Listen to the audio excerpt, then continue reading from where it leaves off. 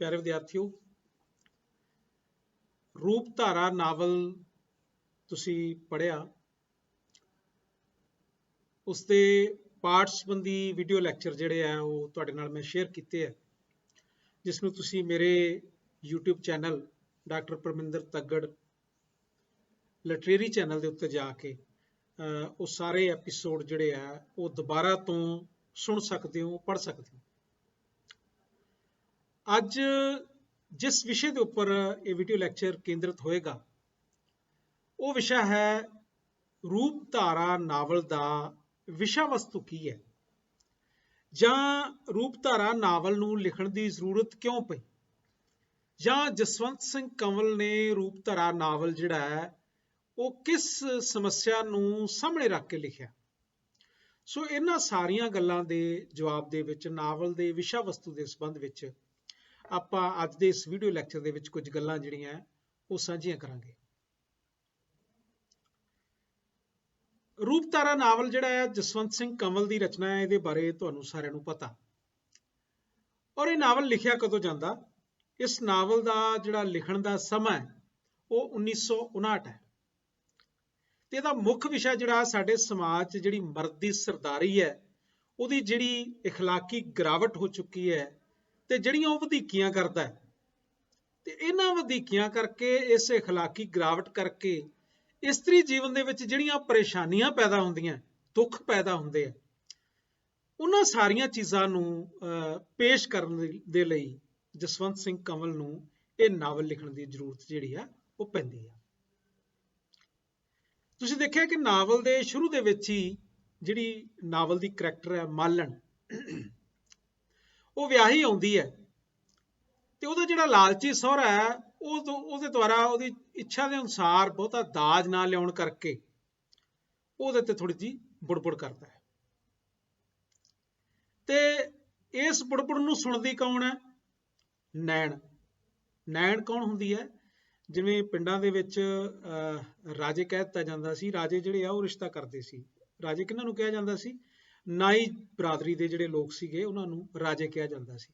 ਤੇ ਰਾਜੇ ਕਹਿਣ ਦਾ ਕਿਸੇ ਨਾ ਕਿਸੇ ਇਸ ਦੇ ਪਿੱਛੇ ਮਕਸਦ ਇਹ ਵੀ ਸੀ ਕਿ ਉਹਨਾਂ ਨੂੰ ਰਾਜੇ ਕਹਿ ਕੇ ਵਡਿਆਇਆ ਜਾਂਦਾ ਸੀ ਤਾਂ ਕਿ ਚੰਗਾ ਰਿਸ਼ਤਾ ਉਹ ਕਿਸੇ ਪਰਿਵਾਰ ਲਈ ਲਿਆ ਸਕਣ।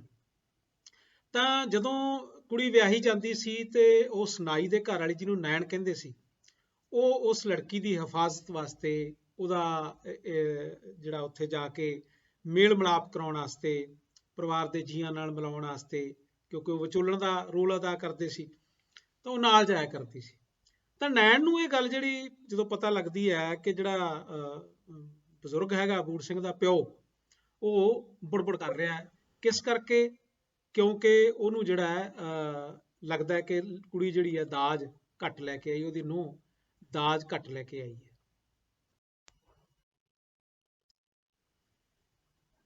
ਹਾਂ, ਆਪਾਂ ਗੱਲ ਕਰ ਰਹੇ ਸੀ ਕਿ ਉਹਦੇ ਸਹੁਰੇ ਨੂੰ ਜਦੋਂ ਪਤਾ ਲੱਗਦਾ ਕਿ ਉਹ ਦਾਜ ਘੱਟ ਲੈ ਕੇ ਆਈ ਹੈ ਤੇ ਇਹਦੇ ਨਾਲ ਜਿਹੜੀ ਵਿਆਹੀ ਆਈ ਮਾਲਣ ਹੈ ਉਹਨੂੰ ਪਤਾ ਲੱਗ ਜਾਂਦਾ ਹੈ ਕਿ ਇਸ ਪਰਿਵਾਰ ਦੇ ਵਿੱਚ ਐਡਜਸਟ ਕਰਨ ਲਈ ਉਹਨੂੰ ਹਜੇ ਪਤਾ ਨਹੀਂ ਕਿੰਨਾ ਕੁਝ ਕਰਨਾ ਪੈਣਾ ਤੇ ਕਿਤੇ ਇਹ ਪਰਿਵਾਰ ਜਿਹੜਾ ਮੈਨੂੰ ਛੱਡ ਹੀ ਨਾ ਦੇਵੇ, ਇਸ ਕਰਕੇ ਤਾਂ ਇੱਕ ਤਰ੍ਹਾਂ ਦਾ ਇੱਕ ਡਰ ਜਿਹੜਾ ਉਹ ਪੈਦਾ ਹੋ ਜਾਂਦਾ। ਪਰ ਜਿਹੜੀ ਮਾਲਣ ਹੈਗੀ ਹੈ ਉਹ ਆਪਣੇ ਸੇਵਾ ਭਾਵ ਦੇ ਜ਼ਰੀਏ, ਆਪਣੀ ਜਿਹੜੀ ਲਿਆਕਤ ਦੇ ਜ਼ਰੀਏ, ਨਿਮਰਤਾ ਭਰੇ ਵਰਤਾਓ ਦੇ ਜ਼ਰੀਏ ਉਹ ਸਹੁਰੇ ਪਰਿਵਾਰ ਦਾ ਦਿਲ ਜਿੱਤਣ ਦੇ ਵਿੱਚ ਕਿਸੇ ਨਾ ਕਿਸੇ ਹੱਦ ਤੱਕ ਕਾਮਯਾਬ ਹੋ ਜਾਂਦੀ ਹੈ। ਤੇ ਜਿਹੜਾ ਉਹਦਾ ਪਤੀ ਹੈ ਬੂੜ ਸਿੰਘ,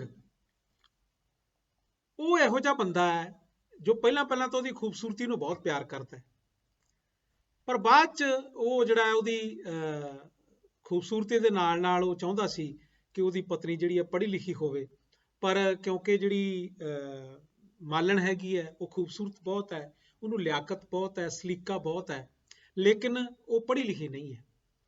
ਤੇ ਇਸ ਗੱਲ ਦਾ ਅਹਿਸਾਸ ਉਹਨੂੰ ਉਦੋਂ ਹੁੰਦਾ ਹੈ ਬੂੜ ਸਿੰਘ ਨੂੰ ਜਦੋਂ ਉਹ ਸਰਕਾਰੀ ਨੌਕਰੀ ਕਰਨ ਲੱਗ ਜਾਂਦਾ ਹੈ। ਤਾਂ ਸਰਕਾਰੀ ਨੌਕਰੀ ਕਰਦਿਆਂ ਉਹ ਦੇਖਦਾ ਹੈ ਕਿ ਜਿਹੜੀ ਕਲਰਕ ਦੀ ਪਤਨੀ ਹੈ ਉਹ ਪੜ੍ਹੀ ਲਿਖੀ ਹੈ, ਤਾਂ ਉਹਨੂੰ ਕਲਰਕ ਦੇ ਨਾਲ ਈਰਖਾ ਹੁੰਦੀ ਹੈ। ਤਾਂ ਇਸ ਤਰ੍ਹਾਂ ਜਦੋਂ ਉਹਨੂੰ ਅਹੁਦਾ ਮਿਲ ਜਾਂਦਾ ਹੈ, ਅਹੁਦਾ ਇਸ ਕਿਸਮ ਦਾ ਮਿਲ ਜਾਂਦਾ ਹੈ ਜਿਹਦੇ 'ਚ ਰਿਸ਼ਵਤਖੋਰੀ ਤੇ ਹੋਰ ਬੜੀਆਂ ਚੀਜ਼ਾਂ ਜਿਹੜੀਆਂ ਉਹ ਚੱਲਦੀਆਂ। ਤਾਂ ਉਹ ਕੀ ਕਰਦਾ ਹੈ ਕਿ ਖੁਦਗਰਜ਼ ਲੋਕਾਂ ਦੀ ਸੰਗਤ ਦੇ ਵਿੱਚ ਬੈਠਣ ਲੱਗ ਜਾਂਦਾ ਹੈ, ਸ਼ਰਾਬ ਪੀਣ ਲੱਗ ਜਾਂਦਾ ਹੈ, ਤਵਾਇਫਾਂ ਦੇ ਕੋਠੇ ਤੇ ਜਾਣ ਲੱਗ ਜਾਂਦਾ ਹੈ, ਪੈਸੇ ਲਟਾਉਣ ਲੱਗ ਜਾਂਦਾ ਹੈ। ਤੇ ਇੱਥੇ ਹੀ ਬਸ ਨਹੀਂ, ਉਹ ਉੱਥੇ ਦੀ ਜਿਹੜੀ ਇੱਕ ਤਵਾਇਫ ਹੈਗੀ ਹੈ ਸੁਲਤਾਨਾ,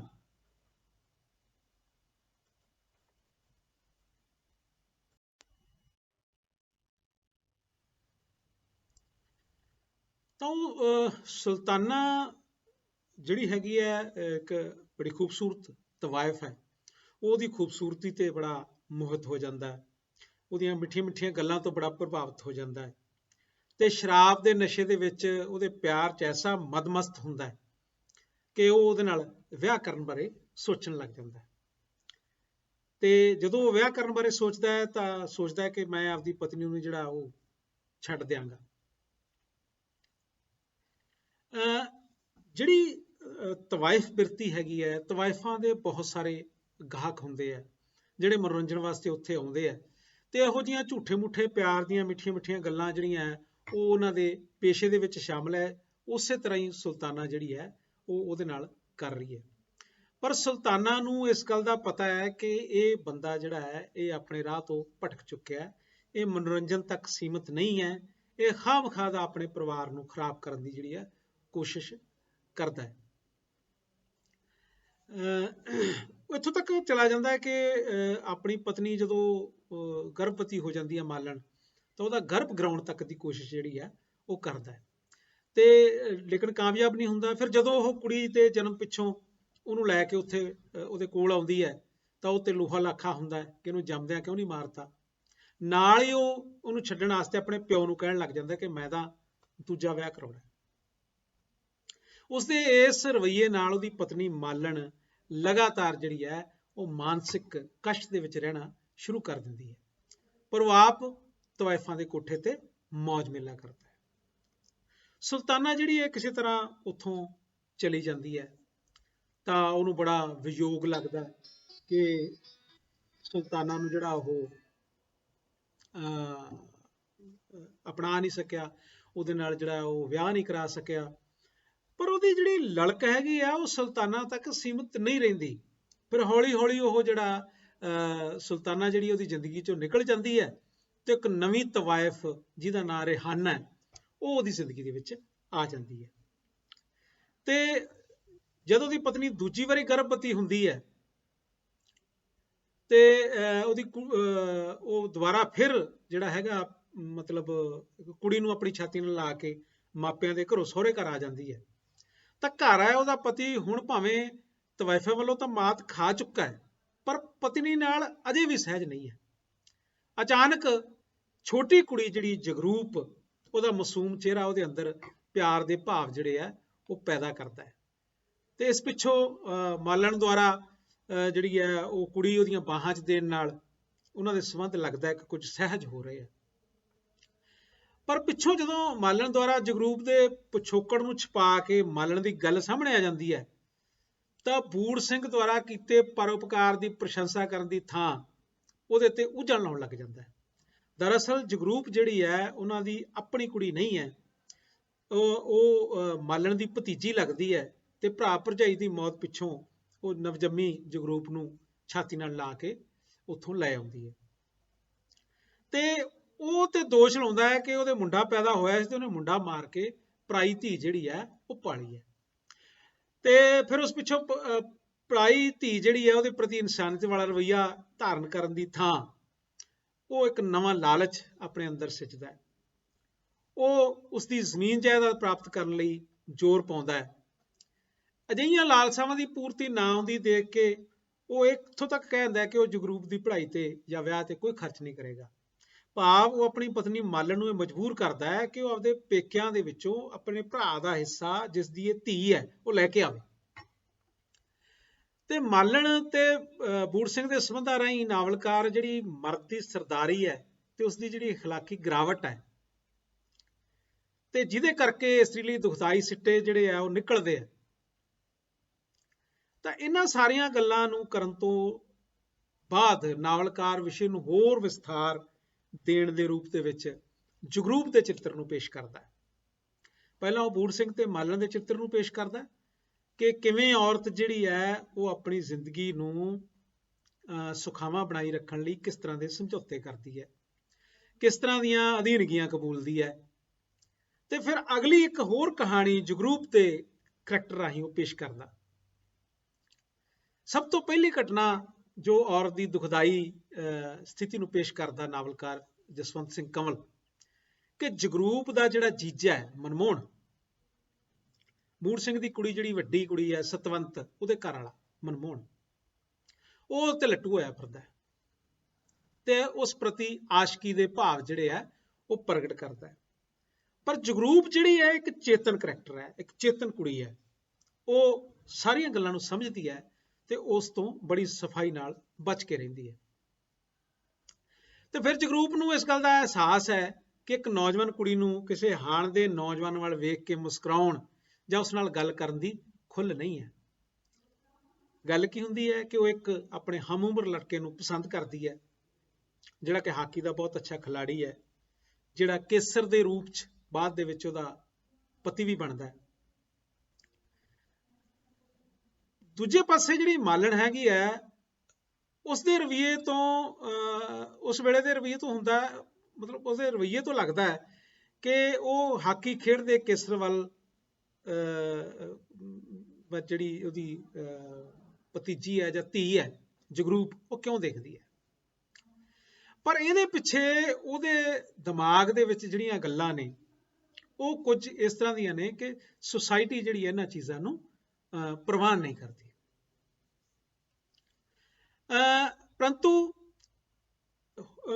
ਘਟਨਾ ਦੇ ਜਦੋਂ ਵਿਸਥਾਰ ਵੱਧਦੇ ਨੇ, ਔਰਤ ਦੀ ਮਜਬੂਰੀ ਤੇ ਦਰਦਨਾਕ ਸਥਿਤੀ ਦੀ ਵਿਕਰਾਲਤਾ ਉਦੋਂ ਸਾਡੇ ਸਾਹਮਣੇ ਹੋਰ ਉਗੜਦੀ ਹੈ ਨਾਵਲ ਦੇ ਵਿੱਚ, ਜਦੋਂ ਘੱਟ ਦਾਜ ਲਿਆਉਣ ਕਰਕੇ ਤੇਜੋ ਨੂੰ ਅਸੀਂ ਸਹੁਰੇ ਦੇ ਸਖਤ ਰਵੱਈਏ ਤੇ ਛੱਡ ਛੁਡਾ ਦੀਆਂ ਧਮਕੀਆਂ ਤੋਂ ਡਰ ਕੇ ਉਸ ਦੀ ਹਵਸ ਦਾ ਸ਼ਿਕਾਰ ਬਣਨ ਦੀ ਲਈ ਜਿਹੜੀ ਹੈ ਉਹ ਮਜਬੂਰ ਹੁੰਦੀ ਦੇਖਦੇ ਹਾਂ।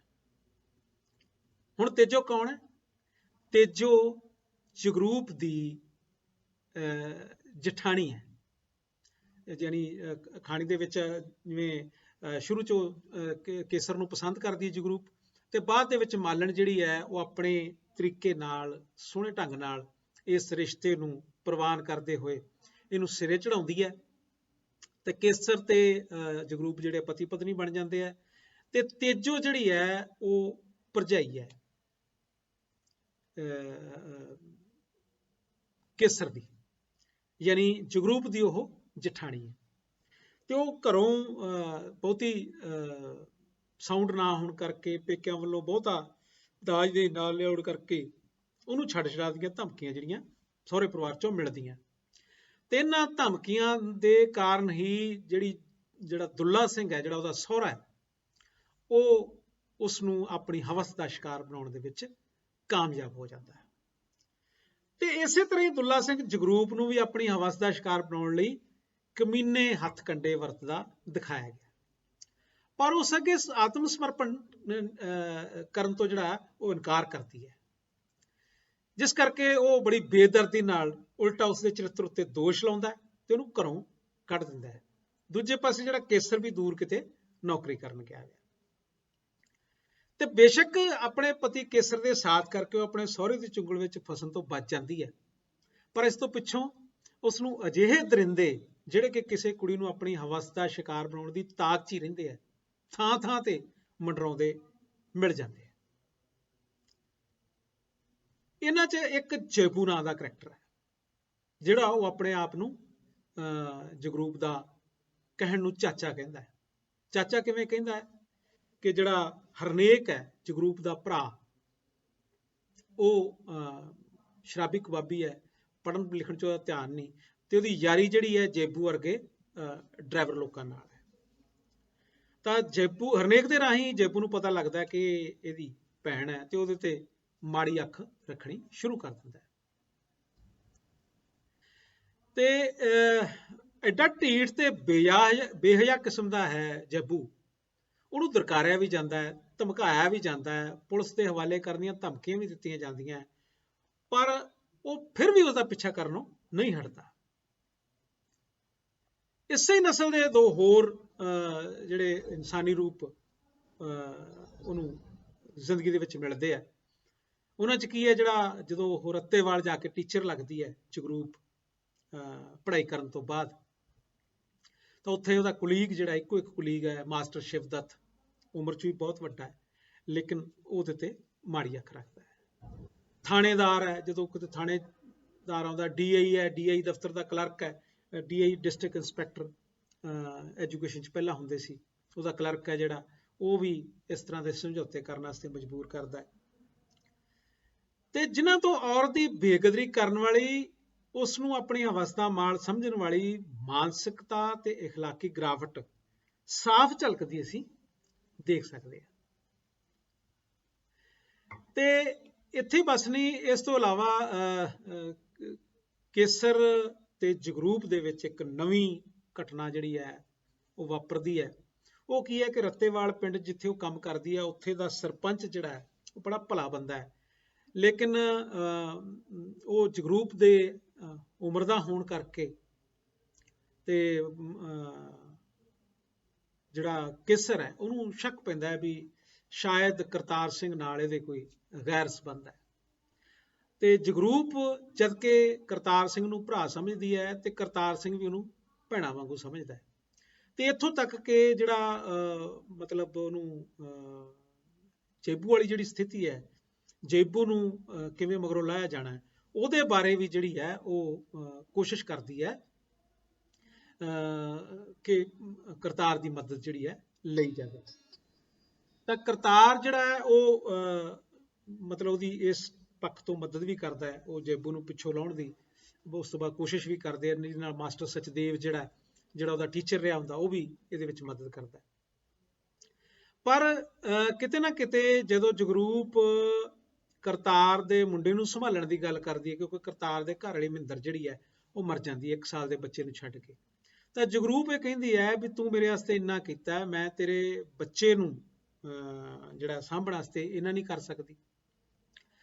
ਤੇ ਜਿਸ ਦੇ ਸਿੱਟੇ ਵਜੋਂ ਗੱਲ ਜਿਹੜੀ ਹੈ ਉਹਨਾਂ ਦੇ ਕੇਸਰ ਦੇ ਤੇ ਆਪਣਾ ਜਗਰੂਪ ਦੇ ਵਿਆਹ ਦੇ ਟੁੱਟਣ ਤੱਕ ਚਲੀ ਜਾਂਦੀ ਹੈ, ਕਿਉਂਕਿ ਕੇਸਰ ਨੂੰ ਐ ਲੱਗਦਾ ਹੈ ਕਿ ਸ਼ਾਇਦ ਇਹਨਾਂ ਦੇ ਵਿੱਚ ਕੋਈ ਗੈਰ ਸੰਬੰਧ ਜਿਹੜੇ ਆ ਪੈਦਾ ਹੋ ਗਏ।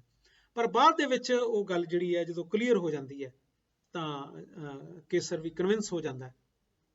ਇਸ ਤਰ੍ਹਾਂ ਨਾਵਲਕਾਰ ਸ਼ੱਕ ਤੇ ਵਹਿਮ ਤੋਂ ਬਚਣ ਦੀ ਨਸੀਹਤ ਵੀ ਸਾਹਮਣੇ ਲਿਆਉਣ ਦੀ ਕੋਸ਼ਿਸ਼ ਕਰਦਾ ਹੈ। ਇਹਦੇ ਨਾਲ ਹੀ ਨਾਵਲਕਾਰ ਨੇ ਇਸ ਨਾਵਲ 'ਚ ਸਾਡੇ ਸਰਕਾਰੀ ਮਹਿਕਮਿਆਂ 'ਚ ਜੋ ਸਿਫਾਰਿਸ਼ ਚੱਲਦੀ ਹੈ, ਰਿਸ਼ਵਤਖੋਰੀ ਚੱਲਦੀ ਹੈ, ਬਲੈਕਮੇਲਿੰਗ ਚੱਲਦੀ ਹੈ, ਜਾਂ ਸਮਾਜਿਕ ਜੀਵਨ 'ਚ ਸ਼ਰਾਬਖੋਰੀ ਚੱਲਦੀ ਹੈ, ਵੇਸਵਾ ਗਮਨੀ ਚੱਲਦੀ ਹੈ, ਅਨਪੜ੍ਹਤਾ ਤੇ ਔਰਤ ਦੇ ਸਰੀਰਕ ਸ਼ੋਸ਼ਣ ਦੇ ਵਰਤਾਰੇ ਜਿਹੜੇ ਚੱਲਦੇ ਆ, ਉਹਨਾਂ ਨੂੰ ਪੇਸ਼ ਕਰਨ ਦੀ ਬਾਖੂਬੀ ਕੋਸ਼ਿਸ਼ ਕੀਤੀ ਹੈ।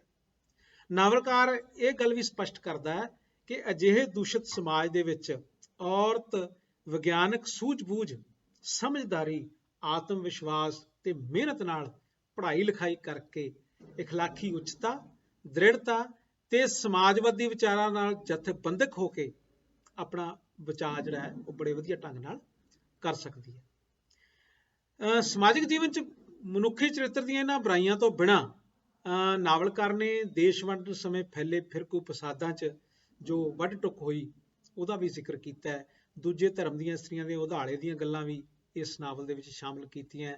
ਕਰਤਾਰ ਸਿੰਘ ਵਰਗੇ ਬੰਦਿਆਂ ਵੱਲੋਂ ਉਧਾਲੀਆਂ ਕੁੜੀਆਂ ਨੂੰ ਬਦਮਾਸ਼ਾਂ ਤੋਂ ਖੋਹ ਕੇ ਉਹਨਾਂ ਦੇ ਕੈਂਪਾਂ 'ਚ ਪਹੁੰਚਾਉਣ ਦੀਆਂ ਘਟਨਾਵਾਂ ਨੂੰ ਵੀ ਭਾਵੇਂ ਗੌਣ ਰੂਪ 'ਚ ਪੇਸ਼ ਕੀਤਾ ਹੈ, ਤੇ ਨਾਲ ਹੀ ਸਮਾਜਵਾਦੀ ਸਿਧਾਂਤਾਂ ਤੇ ਆਪਣੀ ਜੀਵਨ ਫਿਲਾਸਫੀ ਨੂੰ ਵੀ ਨਾਵਲ ਦੇ ਵਿਸ਼ੇ ਵਸਤੂ ਦਾ ਹਿੱਸਾ ਬਣਾਇਆ ਹੈ, ਜਿਨ੍ਹਾਂ 'ਚੋਂ ਸਾਨੂੰ ਬਹੁਤ ਸਾਰੀਆਂ ਜੀਵਨ ਤੱਤ ਗੱਲਾਂ ਜਿਹੜੀਆਂ ਉਹ ਪਤਾ ਲੱਗਦੀਆਂ।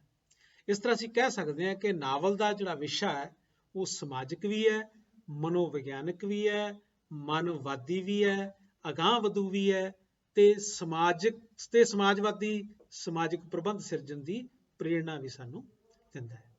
ਇਹ ਸੀ ਇਸ ਨਾਵਲ ਦਾ ਵਿਸ਼ਾ ਵਸਤੂ। ਇਸ ਦੇ ਵਿਸ਼ੇ ਵਸਤੂ ਬਾਰੇ, ਇਸ ਦੇ ਨਾਵਲ ਦੇ ਵਿੱਚ ਹੈ ਕੀ, ਉਹਦੇ ਬਾਰੇ ਚੰਦ ਗੱਲਾਂ। ਤੋ ਇਹ ਸਵਾਲ ਤੁਹਾਨੂੰ ਸਿੱਧਾ ਵੀ ਆ ਸਕਦਾ ਹੈ ਕਿ ਰੂਪਧਾਰਾ ਨਾਵਲ ਦਾ ਵਿਸ਼ਾ ਵਸਤੂ ਬਿਆਨ ਕਰੋ, ਰੂਪਧਾਰਾ ਨਾਵਲ ਦੇ ਵਿਸ਼ਾ ਵਸਤੂ ਤੇ ਚਰਚਾ ਕਰੋ, ਜਾਂ ਕਿਸ ਸਮੱਸਿਆ ਨੂੰ ਲੈ ਕੇ ਜਸਵੰਤ ਸਿੰਘ ਕੰਵਲ ਨੂੰ ਇਹ ਨਾਵਲ ਲਿਖਣ ਦੀ ਜ਼ਰੂਰਤ ਪਈ, ਚਰਚਾ ਕਰੋ। ਠੀਕ ਹੈ, ਇਸ ਨਾਵਲ ਵਿੱਚ ਦੀਆਂ ਘਟਨਾਵਾਂ ਨੂੰ ਤੁਸੀਂ ਕਿਵੇਂ ਸਮਝਦੇ ਹੋ, ਇਹਦੇ ਬਾਰੇ ਵਰਣਨ ਕਰੋ। ਇਹ ਸਾਰਾ ਕੁਝ ਇਸ ਵੀਡੀਓ ਲੈਕਚਰ ਦੇ ਵਿੱਚ ਜਿਹੜੀਆਂ ਮੈਂ ਗੱਲਾਂ ਕੀਤੀਆਂ ਨੇ, ਉਹ ਸਾਰੇ ਇਸ ਤਰ੍ਹਾਂ ਦੇ ਸਵਾਲਾਂ ਦੇ ਜਵਾਬ ਦੇ ਵਾਸਤੇ ਇਸ ਮੈਟਰ ਜਿਹੜਾ ਹੈ ਉਹ ਕਾਫੀ ਹੈ। ਸੋ ਇਹ ਸੀ ਇਸ ਨਾਵਲ ਦਾ ਵਿਸ਼ਾ ਵਸਤੂ। ਮਿਲਦੇ ਹਾਂ ਅਗਲੇ ਲੈਕਚਰ ਦੇ ਵਿੱਚ ਇਸ ਨਾਵਲ ਨਾਲ ਸੰਬੰਧਿਤ ਅਗਲੇ ਆਲੋਚਨਾਤਮਕ ਪ੍ਰਸ਼ਨ ਸੰਬੰਧੀ। ਤਦ ਤੱਕ ਲਈ ਮੈਨੂੰ ਦਿਓ ਇਜਾਜ਼ਤ। ਰੱਬ ਰਾਖਾ।